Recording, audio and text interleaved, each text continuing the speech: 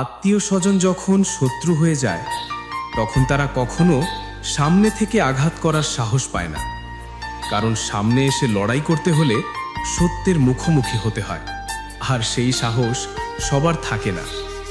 তাই তারা বেছে নেয় অন্য পথ, পেছনে বদনাম করা, মিথ্যা গল্প ছড়ানো, আপনার সম্মান আর বিশ্বাসকে ধীরে ধীরে নষ্ট করে দেওয়া।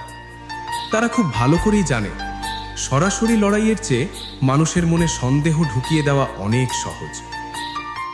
একটা কথা মনে রাখবেন, সবাই আপনার আপন নয়, আর সব হাসির আড়ালেই ভালোবাসা লুকিয়ে থাকে না। তাই নিজের জীবনে সবাইকে জায়গা দেওয়ার আগে তাদের মনটা চিনতে শিখুন, কারণ বিশ্বাস একবার ভেঙে গেলে তার আগের মতো জোড়া লাগে না।